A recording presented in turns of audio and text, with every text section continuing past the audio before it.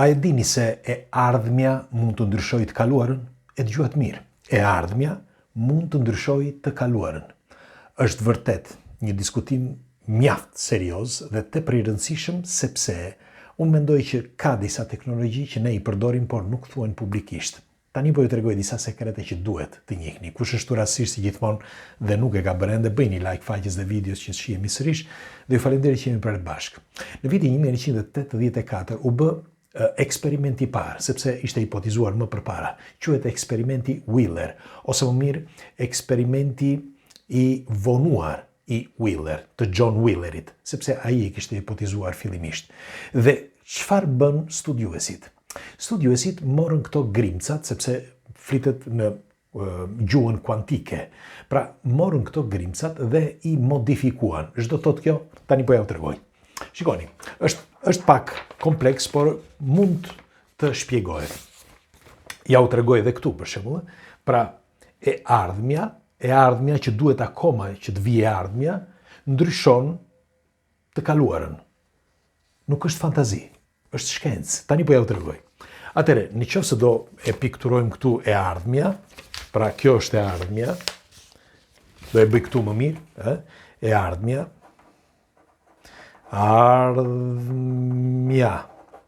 dhe e kaluara.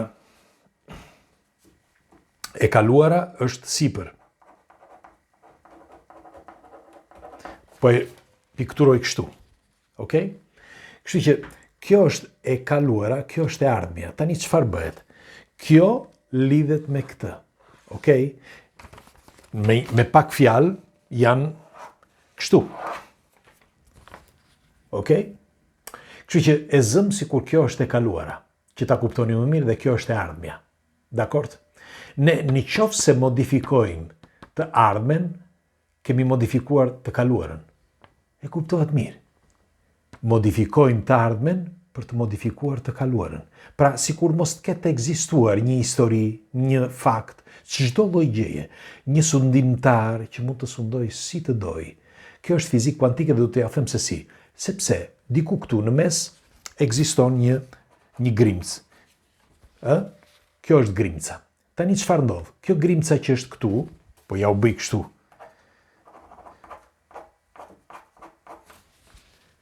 Kjo grimca që është këtu ka disa variante. Këto quhen variantet. Dhe variantet e kësaj grimce mund të jenë të ndryshme, sepse kjo grimcë nuk po flesim për një të vetme, mund të jetë një vetme, mund të jenë shumë të gjitha bashkë, por kjo është ajo që përcakton ndryshimin. Çdo të thotë kjo. Shkencëtarët çfarë bëjnë? E marrin këtë grimcë të vogël dhe e masin. Nga momenti që e masin, ata mund të ndryshojnë, mund t'i fshin totalisht këto variantet që ka. Pra, janë variantet të ndryshme. Për shembull, ti ke qenë e zëm i martuar, okej. Në një nga këto variante nuk je i martuar. Në një tjetër variant ke fëmijë. Në një tjetër variant tjetër je më i vogël. Në tjetër variant je i smur. Në tjetër variant je i shëndosh. Pra, një pafundësi variantesh të një grimce të vetme. Dhe nëse ata i eliminojnë, është kryer eksperimenti në vitin 1984 dhe ka dalë me sukses. Nëse ata e eliminojnë këtë grimcën këtu, këto variantet, dhe lën vetëm një, atë që ata dëshirojnë, ndryshon e kaluara. Pra, ne sot, ndonse jemi këtu, pra, që e kemi lexuar, e kemi parë, çdo gjë fshihet. Nuk e di më kuptuat apo jo. Duket si fantazi. Por do ta them më thjesht, që të kuptohet. Çdo gjë që na rrethon është grimcë. Ne jemi bërë prej grimcash. Nga këto grimca që tham këtu. Merreni me mend, ne kemi qelizat tona janë miliarda, okay? Dhe çdo grimcë vetme ka një atom, ka atome. Dhe atomet përreth këtij trupi, në këtë rast trupi ynë, ose impulset energjike që i kemi ne, ose të fjalëve, ose të mendimit, ose çdo gjë, pra ato kanë një variant, okay? Të gjitha këto së bashku janë brenda trupit ton. Ne po flasim tani për një trup të vetëm që në këtë rast është Nadiri apo kushdo, apo ju që jeni aty. Tani, merreni me mend nëse dikush, një shkencëtar, merr një nga këto grimca, kur them një mund të jetë shumë grimca, dhe ndryshon variantet. Ndryshon variantet e të ardhmes, okay? Ato grimca të ardhmes, që duke i modifikuar, ndryshojnë të kaluarën. Është merr ta mendosh.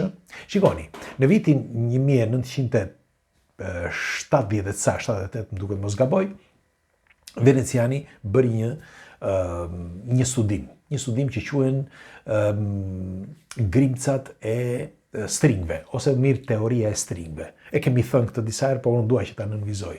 Në teorinë e stringve ndodh diçka.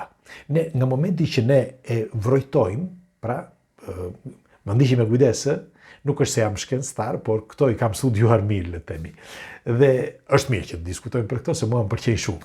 Dhe po thoshja, nga momenti ka qenë dhe Alan Guth dhe këta që kanë provuar, pra dhe shkencëtar të tjerë, që në momenti që ne jemi me një fjalë observator, sepse ne po shikojmë atë grimcë, po grimcën në atë kohë, në atë moment që ti e vrojton, ajo modifikon mendimin tënd. E njëjta gjë ti modifikon mendimin e grimcës, nëse ne na duket sikur grimcat përreth nesh nuk kanë tru, gabojeni. Sepse çdo gjë që na rrethon ka një tru. Është çdo gjë një tru i madh, por me grimca të trureve të vegjël, sepse janë copëza të një truri të madh. Dhe çfarë ndodh tani? Këto influenca, këto frekuenca influencojnë. Dhe në momentin që ti e vrojton atë grimcën, ajo mund të ndryshojë, pra siç e thash dhe më përpara, ndryshon ngjyrën, ndryshon formën. Pikërisht pra, sepse ti nga i moment po e vrojton dhe ti bësh observator, okay? Ose ti je observatori, pra në moment ka një interakcion. Çdo të thotë kjo? Do të thotë që nëse mbani mend, kemi folur disa herë të tjera që ne çdo mendim që kemi, pra qoftë pozitiv ose negativ, ndryshon parametrat e qenies son. Pra ne mund të na ndryshojë totalisht një mendim pozitiv dhe një negativ. Bile do t'i them, në antikët e lashta, ato indianet, ka disa shaman. Shamanët nuk shërojnë, siç me fjalë kryesisht, sepse tani kanë filluar shërojnë edhe me ilaçe tradicionale. Por duhet të dini që kryesisht shërojnë me anë të mendimit. Po, e dëgjuat mirë. Pra vendosen të gjithë bashk shamanët, kur kanë një shaman që është sumur, dhe fillojnë dhe meditojnë. Nga momenti që meditojnë, mendojnë thellë, fort, për ta shëruar dhe luten që të shërohet ai njeri. Me anë të mendimit dhe të lutjeve, ai njeri shërohet. Ky është një fakt historik, është një fakt që ndodh dhe askush nuk di ta shpjegojë. Askush nuk di. Dihet publikisht që është pikërisht pra forca e mendimit. Po çfarë është forca e mendimit? Janë grimca. Ato grimca që thamë më përpara. Pra ato variantet që ne thamë këtu, në këtë rast nuk janë variante të një të ardhmeje, okay? Që ti ta ndryshosh, dakord, por janë aktuale. Ti nga i moment, nga forca e mendimit dhe nga forca e komunikimit, bile kur janë të gjithë bashk, ndodh akoma më ndryshe, ndodh akoma më fort. Pra ne mund të ndryshojmë rrugën tonë me anë të mendimit. Po, nëse ti je i bindur, që siç e kam thënë gjithmonë, nëse ti je i bindur, atëherë ti ke hipnotizuar veten dhe ke hipnotizuar të tjerët. Ky është iluzion. Pra ti e ke mbushur mendjen tënde që është kështu siç thua ti. Dhe në të vërtetë ti në këtë rast ke modifikuar pra variantet që thash më përpara për veten tënde dhe njëkohësisht ke detyruar të ndryshojnë mendim dhe të tjerët.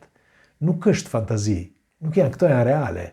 E keni lexuar librin The Secret, e mbani mend? Librin Sekreti i Madh.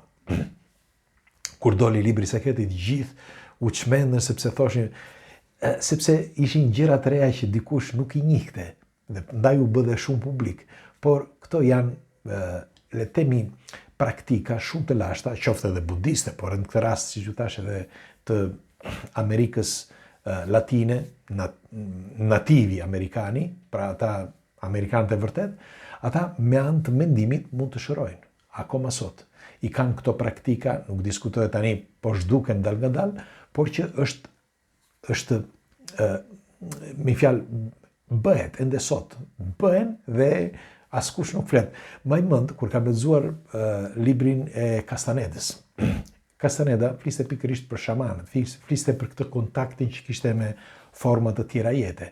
Dhe kur vihesh në kontakt, vihesh pikërisht me anë të mendimit. Me anë të mendimit, vihesh në kontakt me forma të tjera jete.